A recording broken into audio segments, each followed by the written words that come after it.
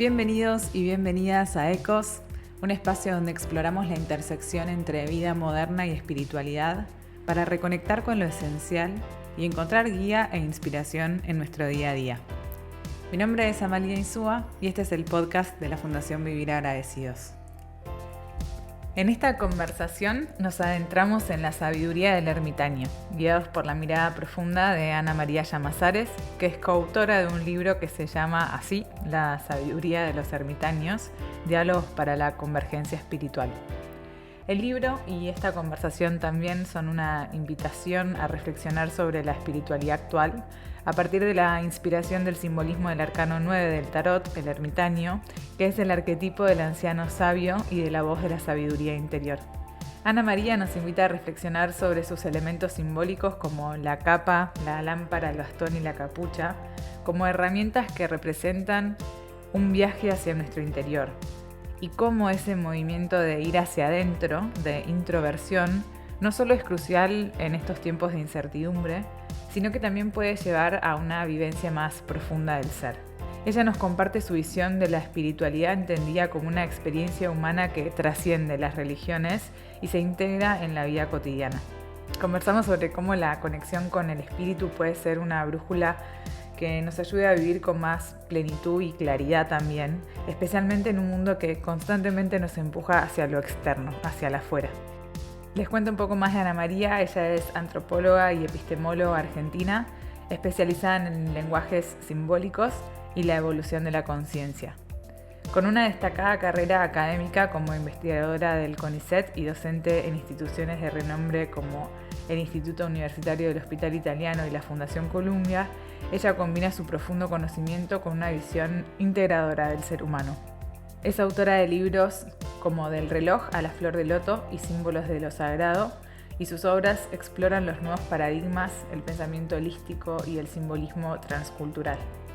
Además es creadora de la plataforma transdisciplinaria Cuatro Vientos, dicta talleres y conferencias internacionales y ha sido reconocida como miembro honoraria de la Fundación Azara por su aporte a los estudios antropológicos en Argentina. Antes de dejarlos con Ana María, los invito a seguir este podcast, así no se pierde ningún episodio y nos ayudan también a llegar a más personas. Para mí esta fue una conversación muy rica, con mucho contenido y de la que aprendí un montón. Así que espero que puedan disfrutarla mucho y los leo en los comentarios.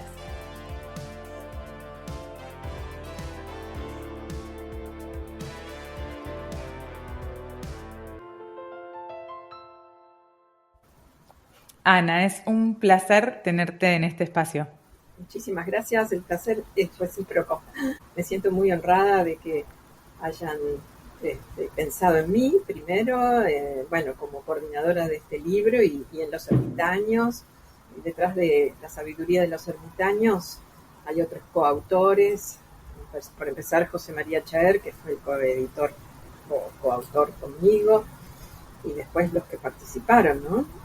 Inés Olivero, Stefano Cartavia, Patricio Gresham, Alberto Rizzo y por supuesto estos dos grandes ermitaños contemporáneos a quienes nos han honrado también con sus palabras, el hermano David Steindl-Rast y el padre Lawrence Freeman.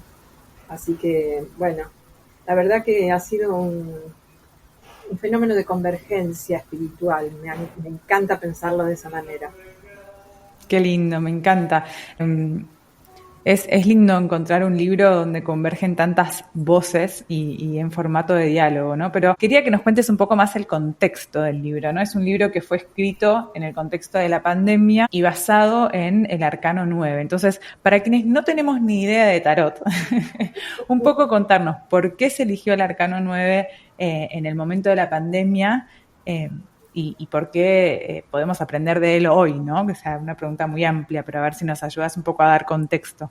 Sí, bueno, es una linda pregunta que permite explicar esto que puede parecer un poco extraño, paradojal, tarot y convergencia espiritual. ¿Qué es esto? Vamos a ir viendo que todo el libro está recorrido por diversas paradojas, como el camino espiritual en sí mismo, ¿no? El nacimiento de este libro surge de una invitación por parte de la organización Vivir Agradecidos que me hacen en plena pandemia. Fue una invitación a dar una charla. Y yo en ese momento estaba trabajando, porque yo investigo los lenguajes simbólicos como uno de mis grandes temas de pasión en este momento, además del chamanismo, de la evolución de la conciencia. Los lenguajes simbólicos son lo que siempre me apasionó, y el tarot es uno de los lenguajes simbólicos sagrados desde mi perspectiva, que habla del camino espiritual, del camino de individuación en términos de Jung, del camino de autoconocimiento, el camino del alquímico propiamente dicho. Entonces yo dije, bueno, para hablar del momento, me voy a inspirar en uno de los arcanos del tarot, que creo que tiene muchos mensajes para reflexionar sobre el momento de retraimiento, de aislamiento, que estábamos viviendo, impuesta por las circunstancias. Entonces propuse esa reflexión sobre algunas claves para meditar, para reflexionar, a partir del arcano 9, que es el ermitaño, se llama así. Y bueno, eso fue como que desplegó un montón floreció, el ermitaño floreció después de esa charla. Entre el público fue una charla online, entre el público estaba José María Chaer, que después intercambiando o dialogando sobre la riqueza de esta figura. Él me habla de los padres y las madres del desierto como una tradición del cristianismo temprano, con el que encontramos mucha resonancia. Y bueno, ahí fue que pensamos en organizar un ciclo de charlas que se llamó así, Diálogos para la Convergencia Espiritual, bajo el auspicio de la figura de la sabiduría de los ermitaños. Convocamos a otros especialistas a desplegar esto que visualizaba yo como 4 claves fundamentales que nos trae la figura del tarot, porque cada arcano del tarot es una matriz simbólica, no es un solo símbolo, sino que está compuesto por diversos elementos simbólicos. Y entonces, a partir de esa figura, invitamos a estos otros especialistas que ya te he mencionado, para hablar de cada uno de los temas que abre esta gran imagen. La capa como símbolo de el retraimiento, la introspección, el ir hacia adentro, el encontrar la luz dentro de la oscuridad. La capucha como símbolo de conectarse con lo trascendente y trascender el ego. El bastón como símbolo también de la conexión permanente con la tierra, con un andar rítmico, con un andar seguro, pausado, pero sin perder esa conexión cielo-tierra. Y la lámpara, como la lámpara que sostiene en su mano derecha, que es una pequeña lámpara de aceite que simboliza la luz de la conciencia y ese resplandor suave, sereno, que no solamente ilumina el camino personal, sino que ayuda a andar junto con otros. Y así surge esa serie que fue auspiciada y coordinada por Vivir Agradecidos en conjunto con Fundación Columbia. Y a posteriori, como fue tan rico el material que surgió, le propusimos a Vivir Agradecidos, bueno, emprender la tarea que fue muy laboriosa, pasar a papel un material que era oral en su origen, ¿no? Para esta fase de transcripción, edición, compaginación, tuvimos la colaboración de María Laura Ferro, que ofició como editora. Y bueno, finalmente sale este libro que, como decíamos al comienzo, reunió muchas voces. Así que feliz de que sigamos hablando de él, porque es un mensaje que, si bien surge en un momento particular como fue la pandemia, en un contexto muy particular, tiene vigencia porque es un Eso mensaje quería preguntarte, ¿no? Porque perdurable. estamos contando la historia de un libro que surgió en la pandemia un poco para dar respuesta o seguir preguntándonos por ese momento. ¿En qué sentido hoy tiene vigencia el libro Bueno, o su mensaje?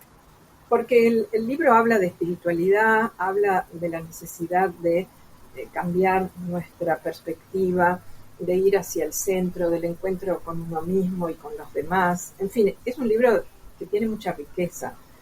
Todos estos mensajes son muy perdurables. Entonces, si bien surgen de un momento en el que, claro, estábamos constreñidos, confinados, estábamos obligados a quedarnos adentro, y entonces la figura del ermitaño surgía como decir, bueno, a ver, qué podemos extraer como enseñanzas de estas circunstancias de la vida, más allá de cómo fueron manejadas por los distintos gobiernos y políticas? La vida nos impuso un impas, nos impuso un retraimiento. Entonces, en ese momento era como decir, bueno, a ver, ¿qué podemos extraer? ¿Qué riqueza hay también en esta invitación? Siempre la vida nos pone lo que en ese momento estamos necesitando, podríamos decir, ¿no? Esto es una enseñanza muy interesante que trae justamente uno de los autores, que es Stefano Cartavio, ¿no? Pensar en la vida. Él habla de una metáfora de que la vida, como si fuera una madre solícita y atenta, que nos proporciona exactamente lo que necesitamos para hacer, crecer y desplegarnos en el momento preciso. Y esto ya es una paradoja, porque estábamos necesitando un momento de retraimiento, de confinamiento, de aislamiento, y tal vez sí, no todo el mundo lo pudo aprovechar. Hay algunas personas que además sufrieron, murieron, etcétera, y que fue muy desgraciado ese momento. Sin embargo, algo de enseñanza nos ha dejado. Con lo cual, yo creo que la vigencia está en haber tocado el corazón de la espiritualidad con este libro, el encontrar mensajes perdurables de esa, podríamos decir, de esa aproximación al corazón de lo espiritual. Y después podríamos hacer una reflexión actualizada. ¿Verdaderamente aprendimos esos mensajes o no aprendimos nada, ¿no? Y seguimos tal cual. Y bueno, ese es otro punto del A mí me momento. gustaría, gracias, me gustaría que vayamos a esos mensajes, pero antes dos cosas. Uno, quisiera preguntarte por algo que tiene que ver también con tu expertise, si se puede decir así, que tiene que ver, hablas de que el arcano 9 es una matriz de símbolos, entonces preguntarte por qué los símbolos son importantes en la actualidad y qué potencia tienen para hablar de cosas como la espiritualidad, ¿no? Pero esa pregunta ahora vamos a entrar. Antes de eso, recién hablabas de algo que a mí me cuesta un poco verlo de esa manera, entonces te quiero devolver cómo lo percibo yo, a ver si me ayudas a pensarlo desde otro lugar. A mí cuando escucho esto de que la vida nos da lo que necesitamos para crecer, es como, me cuesta pensar en que la vida tiene como si fuese un plan o que nos ofrece algo de esa manera, sino como sí lo entiendo más como la vida, las cosas suceden, la vida sucede y eso, tantas las cosas desafiantes como las cosas más lindas o fáciles, todo es una oportunidad de aprendizaje.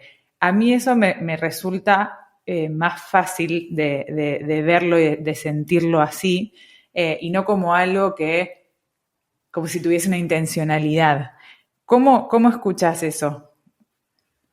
Yo creo que eso es parte de, podríamos decir, de una dimensión del camino espiritual, de, que surge de la experiencia en todo caso, no es una creencia. Se puede acercar a lo que desde las religiones se considera la fe o la creencia en Dios como una inteligencia superior, pero lo dije desde creo que, no sé, tal vez leyendo las palabras de Stefano, él es un sacerdote, así que seguramente está inscrito dentro de una visión más teísta. Desde lo personal, yo lo siento como inscrito dentro de una experiencia personal de vida, en donde al principio uno pretende saber, pretende controlar, pretende como que, bueno, las cosas suceden. Y con el curso de cierto camino se empieza como a reconocer que efectivamente hay como no diría una intencionalidad, que es muy fuerte, pero sí como un sentido, una inteligencia, un orden, ¿no? Que las cosas no suceden porque sí. Todos los lenguajes simbólicos nos hablan de eso mismo, ¿no? Estoy pensando sobre todo la astrología, que es otro de los lenguajes antiguos, que hablan de esta correlación entre cielo y tierra, entre el orden cósmico, el orden del sistema solar en el que estamos habitando y la vida cotidiana. Y yo creo que eso pertenece a la experiencia de lo espiritual, es decir, de que hay un aspecto de la experiencia espiritual que se relaciona con la conciencia de ser parte de algo mayor, que no está bajo el control de nuestras manos, sin embargo sí depende de nosotros también. Esa es otra de las paradojas interesantes del camino espiritual y de algo relacionado con esto que es la transformación o la búsqueda del cambio, del despliegue, de la evolución. Hay algo que sucede y se despliega con una lógica propia, podríamos decir, y más allá de nosotros. Y sin embargo, es a través de nosotros. Y nosotros somos los humanos, me refiero, cada uno de nosotros en particular, pero la humanidad en su conjunto, quienes habilitan o no ese cambio, esa transformación, ese despliegue. Somos los que favorecemos, facilitamos, acompañamos, o los que frenamos, resistimos y decimos no, me quedo acá, y bueno, y también esto se inscribe dentro de otro aspecto. Tu pregunta va muy lejos, Amalia, que es este cambio de paradigmas que estamos habitando. Y ahí retomo un poco estas ideas que he desarrollado en otro libro, que es el del reloj a la flor de loto, relacionado con la crisis contemporánea, el cambio de paradigmas como estas dos visiones de mundo que a partir del siglo XX entran en verdadero conflicto, podríamos decir, o transición, que es la idea de que estamos separados de la realidad, o la idea de los nuevos paradigmas de que estamos integrados, de que formamos parte. Y en eso hay podríamos decir, una resonancia, un encuentro, una sintonía muy grande entre la visión espiritual y estos nuevos paradigmas que se apoyan en la ciencia, en nuevas teorías científicas, pero que entregan una visión de mundo y de la realidad mucho más dinámica, menos fragmentada, menos de separación y más de integración, más de interrelación, de que todo lo que sucede en la realidad externa, entre comillas, en cierta forma, está hiperrelacionado y dependiendo de mi realidad interna. Es decir, que esa separación que nos enseñaron que existe entre yo y el otro, entre un sujeto y el objeto, entre el ser humano, la conciencia, la subjetividad y la realidad, objetividad, etcétera, es una ilusión, es una ficción, entre comillas, ¿no? O un relato que fue necesario construir en cierto momento para operar sobre la realidad, para dominar la naturaleza, etcétera, para domesticar la subjetividad. Pero, en definitiva, estas nuevas visiones del mundo que por suerte hoy están cada vez más avaladas científicamente, pero también desde la experiencia, insisto en esto, es que hay una continuidad entre la conciencia y la realidad, ¿no? Me veo muy tentada por entrar en ese camino también, pero respetando un poco la idea de conocer más y explorar más un poco esta figura del arcano y sus enseñanzas de los distintos símbolos, como contabas antes. Voy a dejar esas preguntas sobre los nuevos paradigmas para otra ocasión.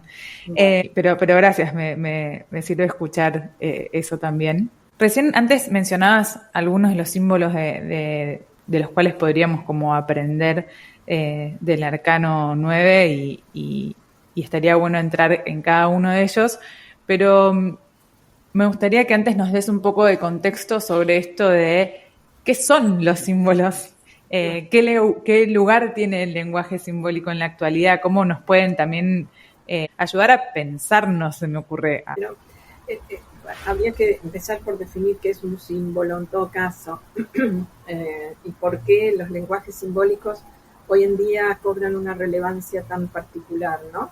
Y bueno, un símbolo es aquello que permite reunir lo que no se ve, podríamos decir, lo invisible, a través de una forma concreta visible. Es algo que nos transmite, que nos evoca y que despierta varias facultades al mismo tiempo. Por eso hoy en día esto tiene tanta importancia, porque es una manera de trascender la hiperracionalización de la que estamos tan acostumbrados y que nosotros estamos como acostumbrados a confiar exclusivamente en la razón. Sin embargo, en los lenguajes simbólicos apelan no solo a la razón, a la conciencia en su conjunto, a la intuición, a la emoción, también a la sensación. Un símbolo es una unidad multidimensional, apela, insisto, y el contenido, el sentido de un símbolo no es un contenido cerrado, como en el caso de un signo, ¿no? Que hay univocidad, es decir, un significante nos transmite un significado. Un símbolo es algo que abre múltiples significados posibles. Y allí surge otra cosa muy interesante que es el fenómeno o el arte, digamos, de la interpretación de lo simbólico. Porque como el significado que despierta un símbolo depende de la relación entre el intérprete, el símbolo, el momento, el contexto. Depende, es un evento, es una cosa que sucede hoy, en el momento presente, es válido para hoy. Mañana puede despertar otro significado. Entonces es multivoco, tiene muchas voces, tiene muchos significados posibles. Esa es su riqueza. También que la ciencia descartara lo simbólico como parte de un conocimiento confiable y verdadero. Pero hoy estamos aprendiendo a que hace falta una aproximación más integral, más holística, más completa. Estamos aprendiendo que no es solo la razón la única vía de conocimiento confiable y verdadero, sino la sinergia y la integración de todas las vías de conocimiento. Y los símbolos tienen esa facultad, esa cualidad, esa, podríamos decir, condición, ¿no? Por eso son tan interesantes y al mismo tiempo tan importantes, diría yo. Me parece muy lindo pensar como, no sé si se podría decir que es una herramienta, pero que integre distintas formas de aprender y de relacionarnos con la realidad que vayan más allá de lo exclusivamente intelectual. Bueno, quisiera que me acompañes o que nos guíes en esto de explorar algunos símbolos de la figura del ermitaño que antes anticipaste, pensando en cómo nos pueden ayudar hoy, ¿no? A pensarnos, cómo la interpretás vos también, ¿no? Recién hablabas de que los símbolos o el lenguaje simbólico está vinculado con la interpretación. Bueno, me interesa tu forma de verlo, de tu forma de ver cada una de estas claves. Podríamos empezar por la capa, si te parece bien. Los arcanos del tarot se constituyen a partir de muchos elementos simbólicos. Es una figura compleja, es una escena muchas veces, o un personaje que está ataviado de determinada manera, sentado o parado, mirando hacia la izquierda o hacia la derecha, todo vestidos de unos determinados colores. Todos son elementos que van constituyendo el símbolo en su conjunto, pero que el análisis de la interpretación, justamente este fenómeno hermenéutico, digamos, del símbolo, permite ir como desgranando, no digo dividiendo, sino encontrando las partes constitutivas. Entonces nos damos cuenta que, por ejemplo, hay ciertos elementos. En el tarot pasa que hay muchísimas versiones de tarot, de este conjunto de cartas, ¿no? Yo siempre me baso, junto con Inés, que damos cursos sobre interpretación de tarot, en el tarot de Marsella, que parecería ser, bueno, el más tradicional. Son imágenes que vienen probablemente desde la Edad Media o un poquito más cercano. Entonces, que tienen menos elementos, menos como cosas que se le fueron agregando a los tarots más modernos, digamos, ¿no? Son imágenes más despojadas, más austeras en su estética, podríamos decir. Lo que es interesante de comparar distintas versiones de mazos de tarot es que hay ciertos elementos que, por más que varían otros, hay ciertos elementos que siempre están presentes y siempre con distintas modalidades o variantes, y esos son las constantes, las cosas que decimos, bueno, ahí hay un elemento muy significativo. Estas 4 claves del ermitaño, que son la capa, el bastón, la lámpara, la capucha, con distintas formas y estilos, pero están siempre en la figura del ermitaño. Entonces, ¿qué significa? Que están hablando de cualidades muy esenciales, ¿no?, de este símbolo, que se compaginan para formar una figura compleja.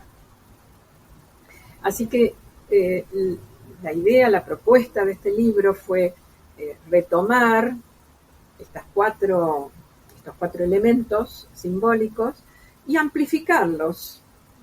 La propuesta a los oradores fue amplificarlo a partir de reflexionar sobre estos elementos. La capa nos está hablando de un abrigo, una protección, algo que se pone por encima del cuerpo. En general tiene un color azul afuera, como si fuera el color de la noche, y adentro la imagen deja ver que es color amarillo dorado. Entonces ahí ya encontramos un primer contraste entre la oscuridad afuera, la luz adentro. En realidad, la capa está remitiéndonos a uno de los rasgos fundamentales de la figura del ermitaño, que es la búsqueda de la introspección, la mirar hacia adentro. Para desarrollar este tema nos inspiramos en una frase de Gustav Jung que dice: quien mira hacia afuera sueña, quien mira hacia adentro despierta. Es muy sintética y poética al mismo tiempo, pero que lo podemos extrapolar a una reflexión sobre nuestra cultura. Y volvemos al tema de la pandemia. La invitación era quedarse en casa, mirar hacia adentro. Entonces, ¿qué riquezas encontramos cuando miramos hacia adentro? Cuando toda nuestra cultura es una invitación a mirar hacia afuera. Toda nuestra cultura está basada en una valoración positiva de lo extrovertido, del salir, del consumir, del estar con otros, del viajar, esta es parte de la conciencia moderna, ¿no?, que claramente nos impulsó a conquistar otros territorios, a salir hacia afuera, pero que quedó instalado como un valor positivo, desvalorizando el ir hacia adentro, los momentos de la soledad también, los momentos de silencio, como momentos en los que uno hasta dice, bueno, ¿qué te pasa? Que no estás hablando, que no estás como saliendo, alternando con otros, que te quedas en tu casa. Que dudamos de si a la persona le pasa algo, estará deprimida, no se siente bien. En fin, es como la invitación de la capa es decir, bueno, a ver, cambiemos la dirección de la mirada.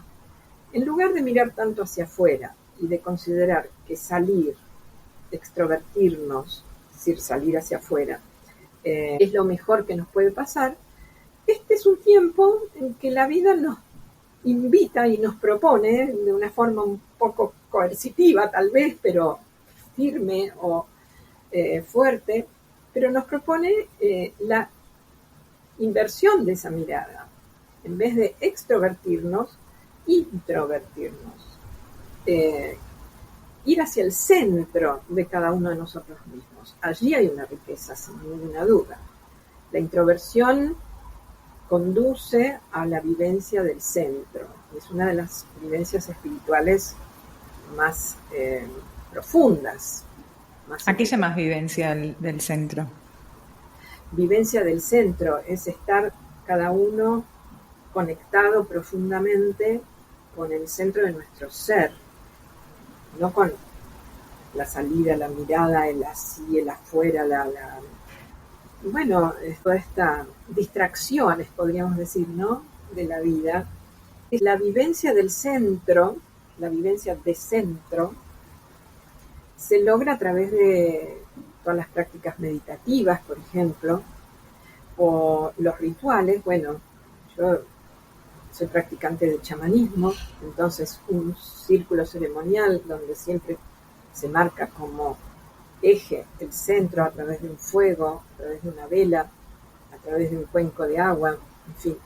La realización de mandalas como práctica de meditativa, artística, de autoconocimiento también, llevan eso es la vivencia del centro, estar en uno mismo, estar como en paz también, la meditación logra callar la mente, logra disipar los temores, que son todas vivencias psíquicas y emocionales que nos distraen. Es decir, fíjate que la palabra distracción está muy relacionada con divertimento, diversión, que es ir hacia otro lado o separar los caminos, ¿no? Versión que en realidad allí trabajamos el concepto no solo de introversión, sino de centroversión, que es un concepto bien interesante que introduce uno de los discípulos de Jung, que fue Erich Neumann, filósofo de las religiones, historiador de la conciencia, que tiene un libro muy poderoso que se llama Historia de la Conciencia, que va estudiando la evolución de las formaciones de la conciencia colectiva a través de los estadios arquetípicos de Jung, y habla de la centroversión como este movimiento de ir como si fuera una fuente de agua o un tubo toroide que a medida que va hacia afuera pero después regresa o va hacia adentro para después, donde la vivencia más fuerte del movimiento de centroversión es el encuentro de la totalidad a partir de la individualidad. Que esa como una paradoja también, ¿no? Totalmente. Yo te decía desde el principio, te advertí, que camino espiritual está plagado de paradojas. Es en sí mismo una paradoja. Esto de ir hacia afuera, o mejor dicho, ir hacia adentro para reencontrarte con el afuera de otra manera. Encontrarte con la vivencia de la unidad entre el adentro y el afuera. Ya allí hay podríamos decir, una primera gran paradoja, ¿verdad? Lo más grande, la vivencia de unidad con la totalidad, como lo quieramos llamar, la divinidad, Dios, o lo que es la inteligencia suprema, lo más grande solo se conquista verdaderamente en la más íntima profundidad de lo pequeño, de lo personal.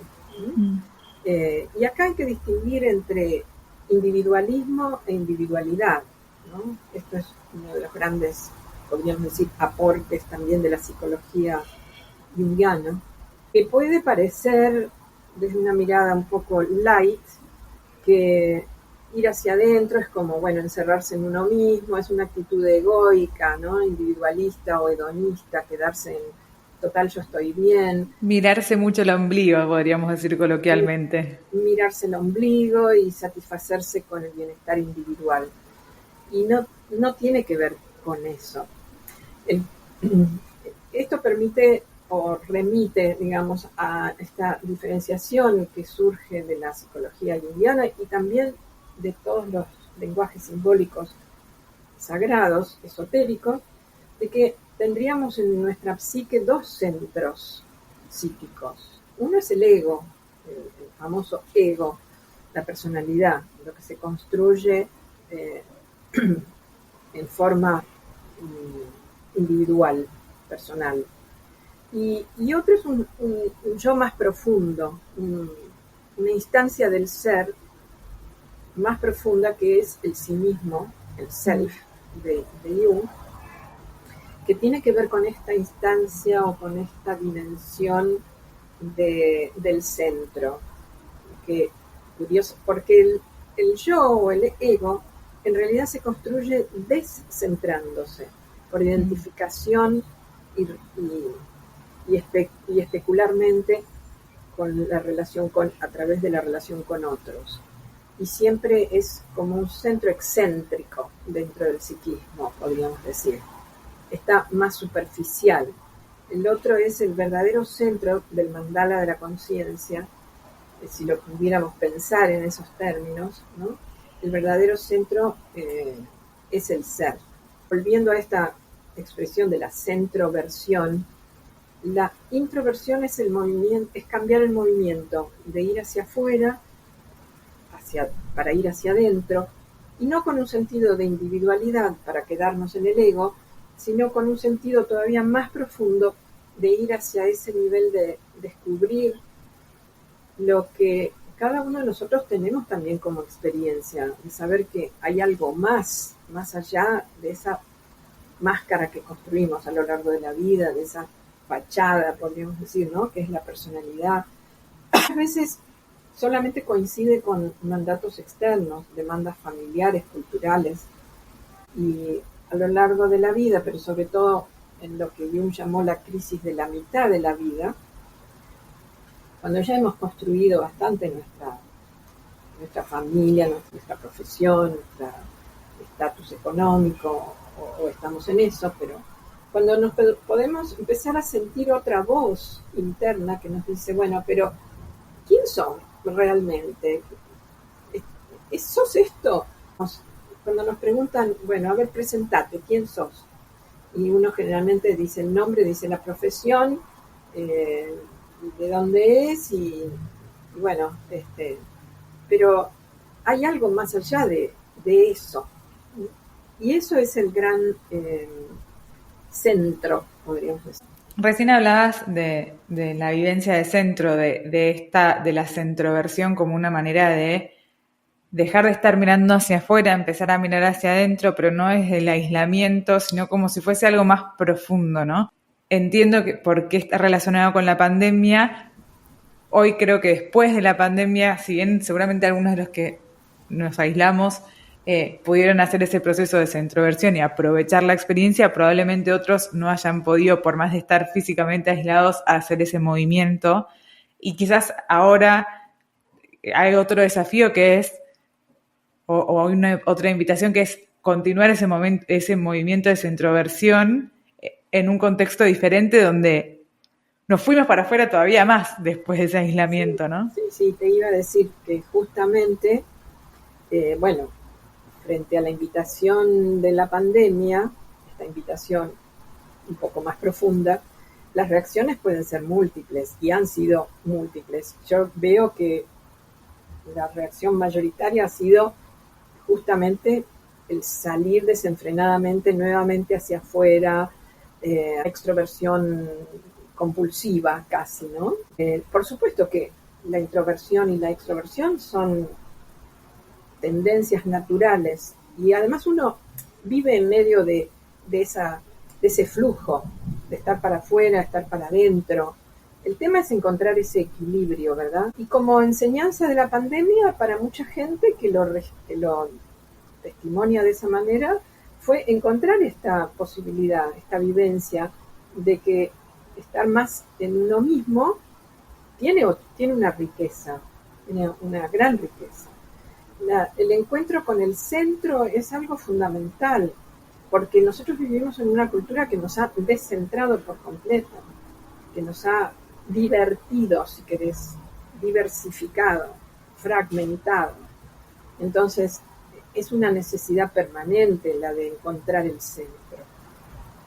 Sí, también como parte de estas paradojas que hablábamos del camino espiritual, hay algo de que vivir desde el centro, desde mi forma de sentirlo, no sé, o de experimentarlo, habilita una relación con el otro o con los demás mucho mejor o mucho más fluida o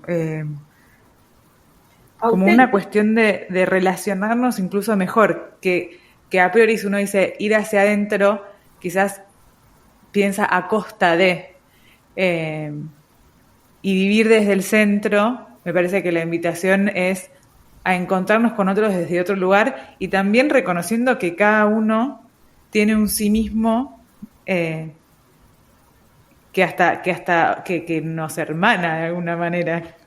Sí, bueno, tocas y abrís muchos temas al mismo tiempo, pero sin duda esta búsqueda del centro, esta posibilidad de experimentarse a sí mismo desde un lugar más central, más auténtico, diría también, habilita otra manera de vincularnos, que esto es lo que estamos también sufriendo y cada vez más. Otro de los factores que se aceleró con la pandemia fue la virtualización.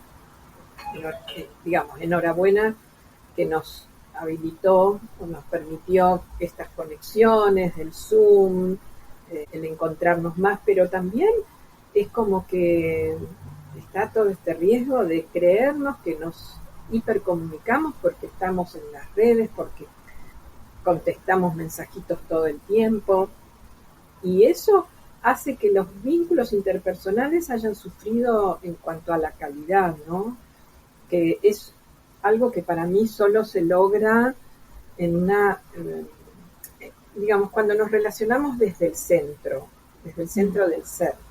Es decir, que efectivamente ir hacia el centro, encontrar nuestro centro, nuestra propia singularidad, nos permite también relacionarnos en forma más profunda, más auténtica, más verdadera, y no tanto desde lo superficial, ¿no? Y como vos decís, bueno, en ese centro se encuentran muchas cosas. Una de ellas es la unidad, es lo que vos mencionabas, la vivencia de que somos uno, en el fondo somos uno, de que somos uno con la naturaleza, con los otros seres humanos. Esta vivencia permitiría trascender esa compulsión a destruir al otro, que está tan, bueno, hoy en día ahí en primer plano a través de las guerras, sin ninguna duda. Otra vivencia importantísima de el estar o vivir desde el centro, que para lo cristiano también es lo crístico, es el corazón, vivir desde el corazón, es la capacidad de amar, por supuesto, en un sentido profundo, pero también es, y vivir desde el centro es estar orientados. Estar orientados es interesante porque la palabra orientarse tiene que ver con dirigirse hacia el este, dirigirse hacia el oriente, y no hacia el este en sentido cultural, sino en sentido natural y cósmico. El este, para todas las culturas tradicionales, es el lugar por donde nace el sol. por donde nace la luz, donde nace el día, es el amanecer. Entonces, todos los rituales y las ceremonias indígenas y tradicionales se orientan hacia el este, porque es de allí de donde recibimos la, podríamos decir, la luz primera, la luz más prístina, ¿verdad? Y desde donde podemos saber hacia dónde estamos mirando y hacia dónde queremos ir, ¿no? Entonces, bueno, hay muchos niveles en los cuales esto de ir hacia el centro, la capa, el símbolo de la capa nos remite a experiencias muy, muy profundas, ¿no? Lo que acabamos de conversar a partir de un solo símbolo dentro de esta matriz de símbolos da cuenta un poco de la profundidad que tiene este libro, de hablar, digamos, el símbolo en sí mismo del arcano 9, pero digo, para quienes escuchan que sepan que cada capítulo de este libro explora alguno de estos símbolos con este nivel de profundidad e integrando otras voces y distintas miradas que para mí eso lo hace muy rico. En la introducción, Ana, vos hablabas de la capa, de la capucha, del bastón y de la lámpara. Me parece que en esta conversación no vamos, lamentablemente, a poder entrar en cada uno de ellos, pero sí que poder tener un poco del sabor de lo que, como a modo de ejemplo, de lo que uno puede ir aprendiendo y también la invitación a ver cómo eso es en la vida de cada uno, ¿no? Entonces te propongo que en vez de entrar a los próximos símbolos que pueda haber en esta matriz de símbolos, que nos podamos conocer un poco de por qué esto del título también que tiene que ver con los diálogos para la convergencia espiritual, ¿no? Y por qué la metodología del diálogo. ¿Qué significa como practicar el diálogo como una metodología que nos ayuda a construir nuevos conocimientos? Bueno, esto de las convergencias y el diálogo son dos temas que están muy relacionados, porque la dialógica es un arte, desde Sócrates en adelante, es el arte de parir juntamente, conjuntamente, podríamos decir, ¿no? El diálogo, desde esta perspectiva más contemporánea, es una forma de construir conocimiento en forma conjunta, con otros. Y esto también es un cambio de paradigma, porque tradicionalmente nos pensamos como los autores, como nuestro cerebro, nuestra cabeza, nuestra voluntad individual, como los que producimos conocimiento. Y muchas veces, bueno, el proceso de escribir o de crear o de generar una idea tiene un aspecto más personal, un momento más personal. Pero la experiencia de crear junto con otros, a través de la palabra, es decir, de una conversación que trascienda lo superficial, porque la conversación, el flujo conversacional tiene muchos momentos. Podemos simplemente conversar porque intercambiamos información, hablamos sobre la vida, lo cotidiano, es una manera de estar con otros, tomar un cafecito, ¿no? Conversar. Pero también hay una propuesta un poco más arriesgada, podríamos decir, que es compartir la palabra para crear juntos algo nuevo, explorar un tema en conjunto bajo ciertas condiciones o con algunas pautas, ¿sí? Es decir, convertir al diálogo en una herramienta metodológica de creación conjunta de conocimiento. Y si se logra esto, que, bueno, hay que observar ciertas condiciones que favorecen el diálogo, sobre todo trabajar mucho la escucha, el escuchar a otro, el estar abierto a lo que el otro dice, me trae, porque nuestra tendencia natural es imponer mi punto de vista, decir, traerme, soy yo la que pienso esto, sería, ¿no? Y pienso mejor que el otro, y mi punto de vista es mejor que el de... Entonces se produce, no digo un debate, sino una discusión enardecida, muchas veces que no conduce a nada más que a una exacerbación de egos, y a ver quién gana, quién impone el punto de vista. Estos son los famosos debates, entre comillas. sobre todo los que se dan en política, pero se dan a todo nivel, a todo nivel.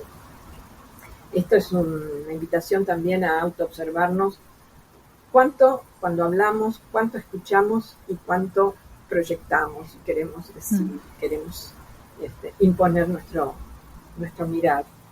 Cuando se da una instancia de diálogo así, con esas condiciones de las que hablaba recién, el diálogo es realmente una herramienta que revela las convergencias. Primero revela las disidencias, podríamos decir. Es como muy claro que lo primero que surgen son las disidencias o las diferencias. Pero cuando se logra esa instancia que va más allá de las diferencias y que en el que surge algo común, que es nuevo, que no nos pertenece a cada uno de los que participamos, sino que le pertenece al conjunto, al grupo, y por eso son insights, son pequeños chispazos. Esos son los emergentes de un diálogo que revela, por eso digo que es un revelador de convergencias, donde nos encontramos más allá de las diferencias. Entonces, esto es muy interesante en el diálogo, podríamos decir, espiritual o transreligioso, es decir, que atraviesa o va más allá de las distintas religiones o sistemas de creencias en los cuales uno esté inscrito o pueda ver de los que podamos provenir. Y permite y habilita la posibilidad de hablar, de entendernos, de encontrar puntos en común en un campo, en una temática. Y en este campo de lo que es la espiritualidad, que es un campo tan amplio, justamente, ¿no? Creo que el diálogo es una herramienta fantástica. A mí me apasiona el arte de dialogar. Y me pregunto, recién hablabas de algunas de las condiciones, ¿no? Una que destacabas es la escucha, que es esencial. ¿Se te ocurren otras condiciones? ¿Cuáles son algunas condiciones que favorecen a que un diálogo suceda y que en ese diálogo haya emergentes, haya insights? Y bueno, hay algunas condiciones físicas, casi diría, que tienen que ver con la disposición espacial.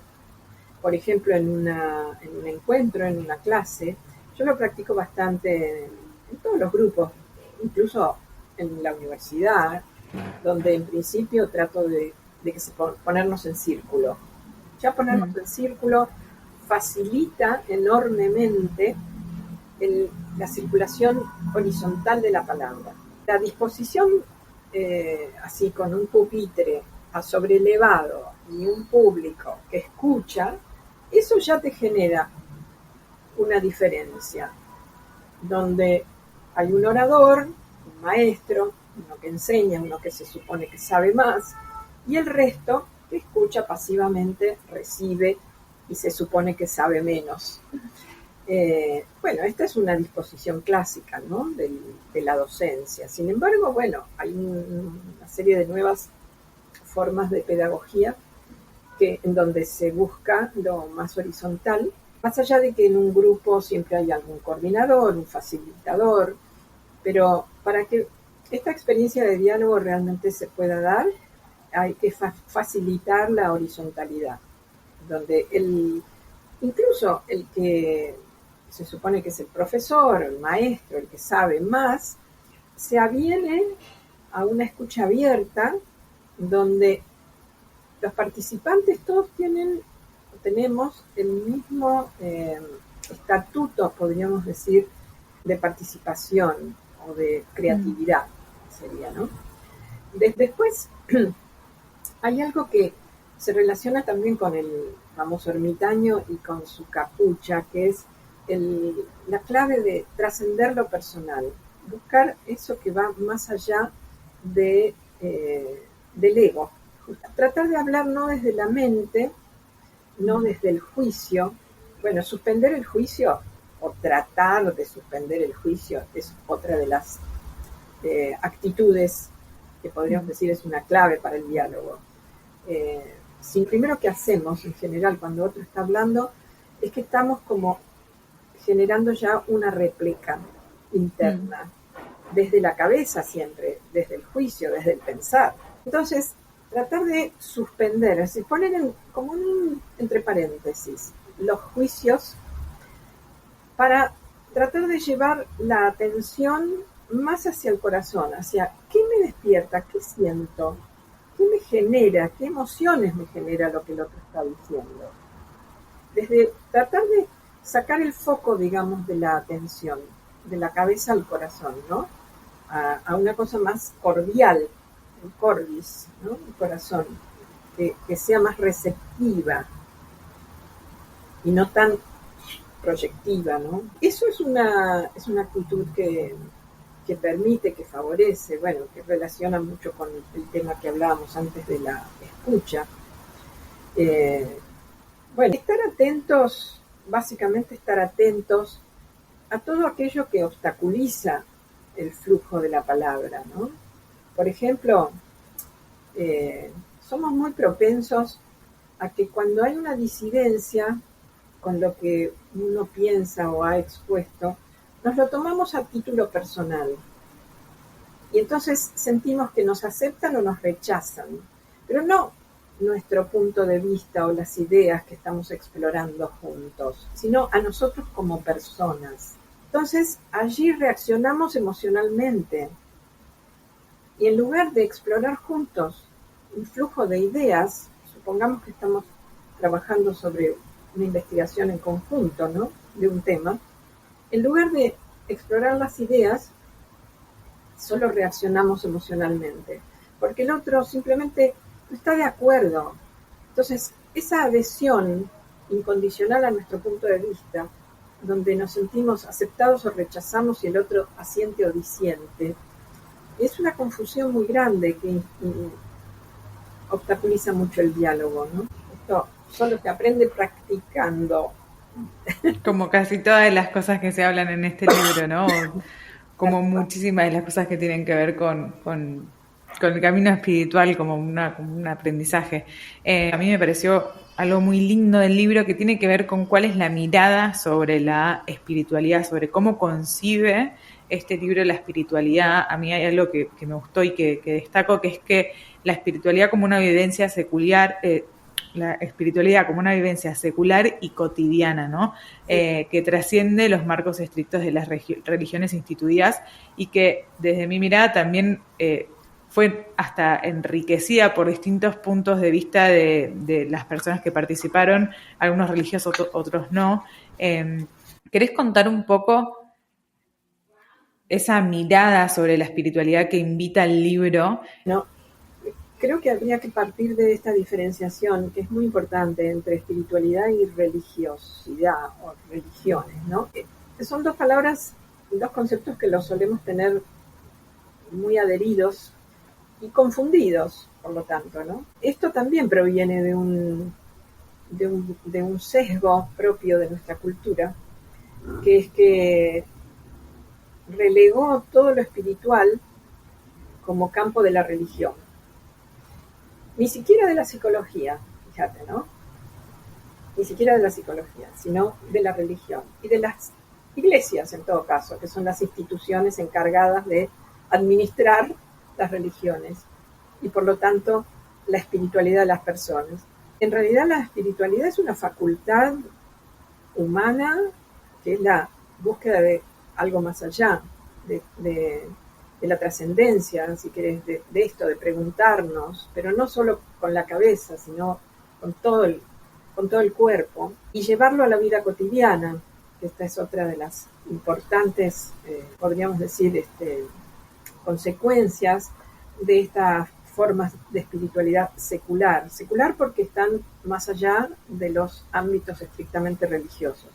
Lo cual no quiere decir que dentro de las religiones no se pueda tener una visión o una vida espiritual, sino todo lo contrario.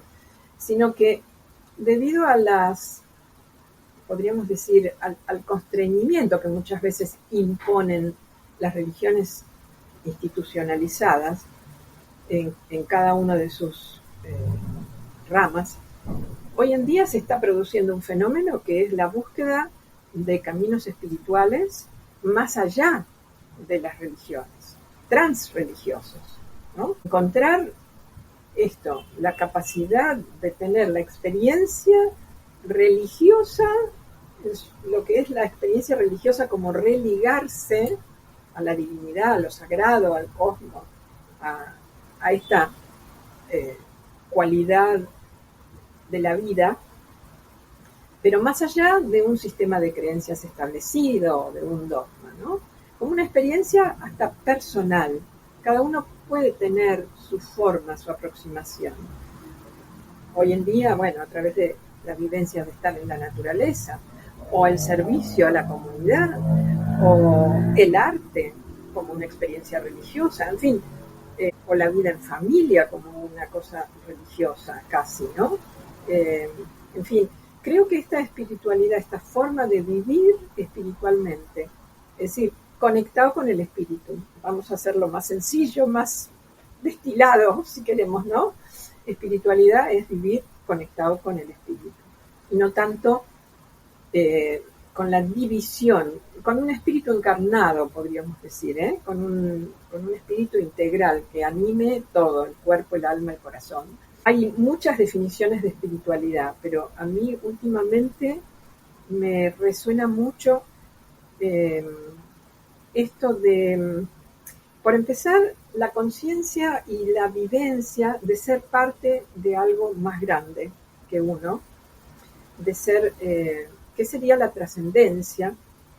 Por otro lado, hay otro aspecto muy interesante de la espiritualidad que se conecta con la visión de esperanza.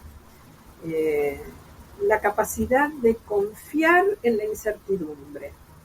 Algo que surge naturalmente de esta diferencia que se hace en el libro, se lo agradezco a Patricio Grejan que lo desarrolla en su capítulo, la diferencia entre incertidumbre y desorientación.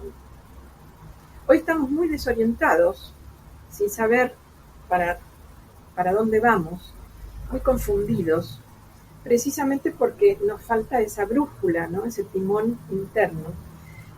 Y porque vivimos en la era de la incertidumbre. Claramente eso se ha instalado como un tema de época, podríamos decir, porque no podemos controlar el futuro y somos conscientes de que no podemos hacerlo y de que debemos avanzar sin saber. Pero una cosa es avanzar sin saber, sintiéndose completamente perdidos y desorientados y por lo tanto angustiados, y otra cosa es avanzar sin saber, pero confiados de que la vida es bondadosa o la vida es pródiga, de que va a haber abundancia, de que todo lo que venga es parte de un plan divino o sagrado en el que cada uno de nosotros estamos y somos partícipes. Y por último, la espiritualidad nos trae una conciencia muy plena de la necesidad de sostener ciertos valores morales universales, como la defensa de la vida, la defensa de la diversidad de la vida, el amor como fuerza incondicional, impulsora de la evolución, ¿no? Con lo cual, creo que la espiritualidad es un eje en este momento verdaderamente, casi diría contracultural, ya me sale esa palabra, pero sobre todo es un eje evolutivo. Yo creo que hay un profundo impulso evolutivo en la espiritualidad profunda y auténtica, porque hoy también tenemos muchísimas formas muy superficiales y consumistas de espiritualidad, de experiencias espirituales. Estamos cansados de ver eso también, pero la verdadera entrega desde el corazón a esta forma de vivir ayuda a atravesar estos tiempos turbulentos, diría yo. Es una luz como la lamparita del ermitaño, y vuelvo a retomar esa metáfora tan hermosa, la luz de la conciencia, ¿no? Así que, bueno, no sé si respondí más o menos tus preguntas, Amalia. Sí. Tan inquieta, esas preguntas tan profundas que haces. Cuando te iba escuchando, sentía por momentos como una sensación de recordar aquello que es importante. Es como que, es cierto, ¿no? Como si fuese que algo adentro mío pulsaba por él, no tan desde la cabeza, pero sino más desde como una sensación de remanso por momentos así que gracias, muy, Bueno, muy lindo eso. Podríamos explorar todo con muchísimo más de profundidad y detalle. Invitamos a todas las personas que escucharon hasta acá que lean el libro, que la verdad a mí genuinamente me encantó, me pareció muy lindo, muy interesante, muy profundo, y me encantó esta sensación de diálogo que pudieron lograr en un libro que no siempre es fácil, integrando muchas voces y, y es como explorando como con profundidad este símbolo. A mí me encantó, me sirvió mucho, así que gracias a vos, gracias a todos los autores por el coautores, trabajo, sí, sí. y sí, a los coautores. Y me gustaría cerrar con 5 preguntitas de ping-pong. Me gustaría, Eh, me gustaría agregar algo antes del ping-pong, ¿puede ser? sí, sí. Que es un libro que también hay propuestas de ejercicios, de prácticas meditativas, Mm. con lo cual tiene estas dos, podríamos decir, dimensiones, ¿no? No solo la teórica de explorar estos temas de la mano de todas estas voces tan calificadas, sino que también se pueden encontrar en el libro propuestas de prácticas, de ejercicios, de meditaciones, ¿no? Que sirven para el día a día, para encarnar y vivir en nuestra cotidianeidad esta, esta forma de espiritualidad. Qué bueno que agregaste eso, porque por lo menos para mí el desafío es pasar de la cabeza al corazón todas las cosas que conversamos. Eh, Me gusta que habiendo hablado con vos, me da la sensación de que una estrategia por ahí nueva es estar más conectada con los símbolos. Sí, Eh, sí. que eso no lo había como pensado antes, así que te agradezco por eso. Pero otra sin duda tiene que ver con practicar, entonces gracias también por traerlo. Bueno, y vamos al Eh, ping-pong, vayamos al ping-pong, a ver. Vamos al ping-pong. Completa esta oración. Me siento presente cuando. Cuando estoy en silencio y cuando estoy frente a otros y resuena mi corazón. ¿Qué es esencial para estar conectado con uno mismo, con los demás y con la naturaleza? Estar en orden internamente, estar como en paz, callar esas voces tan estridentes a veces, o sordas otras veces, pero que nos traccionan, que nos llevan hacia estados eh, negativos, podríamos decir, ¿no? ¿Qué te inspira en este momento? En lo personal, me inspira a transmitir mi propia experiencia de vida, diríamos.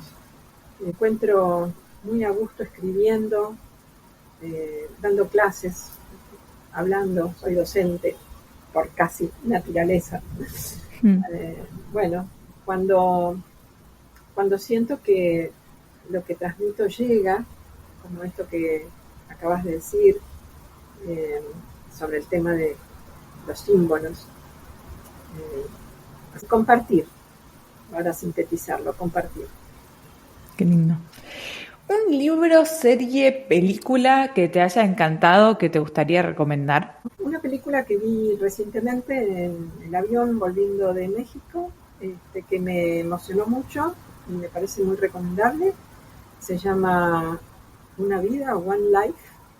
Es una historia, es una historia verídica basada en trabaja Anthony Hopkins como actor principal protagonista. Es la historia de un inglés que antes de la Segunda Guerra ayudó a salvar casi 700 chicos de los campos de concentración, llevándolos de Praga a Londres y consiguiéndoles casas de acogida. Me Qué lindo. emocionó mucho, me conmovió mucho, además en estos momentos que bueno, estamos tan movilizados, podríamos decir, por la sensación de la inminencia de una posible tercera guerra mundial y la sensación de que por ahí estamos en los advientos, en las prolegómenos de algo mucho más grave de lo que está sucediendo, ¿no? Ver la experiencia histórica y hechos tan puntuales, a veces tan desconocidos, ¿no? Que gracias al cine o a veces a la literatura también, por supuesto, las podemos recordar y tener presentes. ¿Algo por lo que estés agradecida hoy? Bueno, por esta entrevista. No salió el sol, pero salió el día. El día. Hablando de películas, siempre recuerdo el título de una película italiana de hace mucho que era Amanece, que no es poco. Qué lindo, qué lindo. Sí, a veces nos sentimos tan abrumados, sobrecogidos por la desesperanza, las angustias, los problemas personales, económicos, vinculares, etcétera, que olvidamos de que la principal gracia de la vida es que amanezca y tengamos un día nuevo para vivir. Así que eso. Bueno, muchísimas gracias. Fue un placer conversar con vos. La verdad que es lindo tener la excusa de conversar y dialogar y de seguir aprendiendo. Así que bueno, te agradezco un montón tu tiempo, tu compartir y espero que tengamos más oportunidades para seguir conversando. Yo, les doy las gracias a Vivir Agradecidos, a vos, Amalia, tus lindas preguntas. Esto fue Ecos, una producción original de la Fundación Vivir Agradecidos. Queremos escucharte, saber qué te pareció el episodio, así que déjanos tu comentario en Spotify o en YouTube. Y si te gustó lo que escuchaste, seguinos para no perderte ningún episodio y también ayudarnos a crecer con este proyecto que queremos tanto.